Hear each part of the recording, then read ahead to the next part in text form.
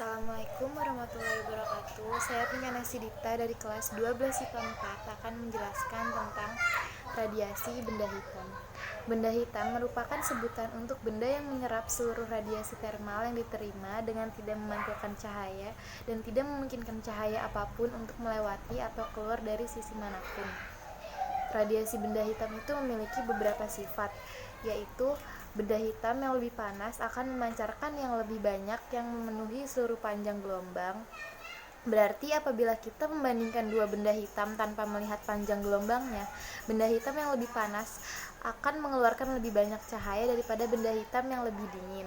Spektrum benda hitam bersifat tetap dan memiliki puncak pada panjang gelombang tertentu.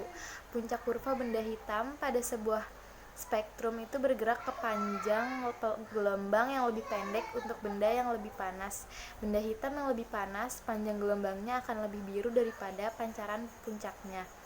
Yang pertama itu di radiasi benda hitam itu ada hukum Planck, yaitu hukum Planck menjelaskan tentang rapat spektrum radiasi elektromagnetik yang dilepaskan oleh benda hitam dalam kesetimbangan termal dan pada temperatur tertentu.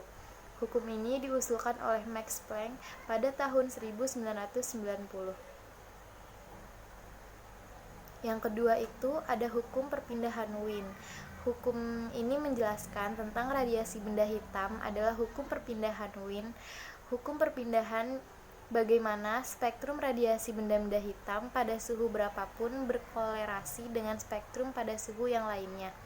Jadi, apabila kita mengetahui bentuk spektrum pada suatu suhu, maka bentuk spektrum pada suhu yang lainnya dapat kita hitung juga. Intensitas dari spektrum dapat dinyatakan sebagai fungsi panjang gelombang ataupun fungsi frekuensi.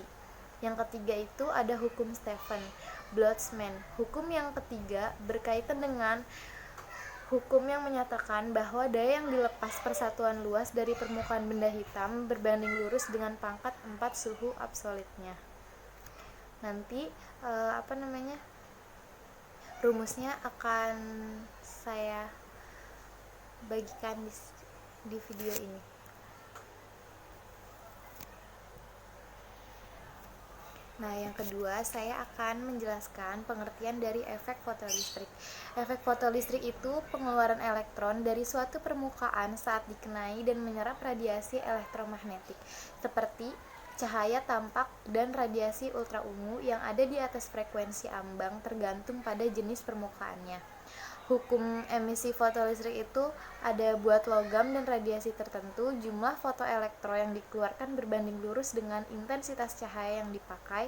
Yang kedua itu buat logam tertentu ada frekuensi minimum radiasi, di bawah frekuensi ini fotoelektron gak bisa dipancarkan. Di atas frekuensi tersebut energi kinetik yang dipancarkan fotoelektron gak bergantung pada intensitas cahaya, tapi tergantung pada frekuensi cahaya. Terus perbedaan waktu dari radiasi dan pemancaran fotoelektron sangat kecil, kurang dari 10 pangkat minus 9 detik. Untuk kegunaannya, fotolistrik itu bisa menjadi bisa dipakai untuk pembuatan sel yang dipakai dalam pendeteksi nyala boiler dari pabrik termoelektrik yang besar. Untuk rumus efek fotolistrik itu, yang pertama itu ada rumus energi kinetik, yaitu EK sama dengan EV0. Keterangannya itu E itu untuk muatan elektron, yang V0 itu potensial henti. Yang kedua, rumus frekuensi ambangnya itu ada F0 sama dengan fungsi kerja per H. Keterangannya itu H sama dengan konstanta Planck. Fungsi yang O-nya itu sama dengan fungsi kerja atau EV. Yang ketiga ada rumus energi kinetik teori kuantum, itu ada EK sama dengan HF min 0, ada EK sama dengan HF min HF0, ada EK sama dengan HF min F0. Keterangannya itu H itu konstanta Planck Gs, untuk F itu frekuensi foton atau Hz, untuk O itu fungsi kerja EV, F0 itu frekuensi ambang yaitu Hz. Terus ada rumus panjang gelombangnya juga. Nanti fotonya saya akan terlampir di video ini. Untuk yang terakhir ada efek Compton, yaitu pengertiannya merupakan peristiwa terhamburnya sinar X atau foton saat menumbuk elektron dia menjadi foton terhambur dan elektron. Rumus efek Compton itu ada persamaan Einstein, yaitu E sama dengan mc kuadrat sama dengan pc, di mana E sama dengan energi pada video ini. Cukup sekian yang bisa saya sampaikan, kurang lebihnya mohon dimaafkan. Wabillahi taufiq wal hidayah. Wassalamualaikum warahmatullahi wabarakatuh.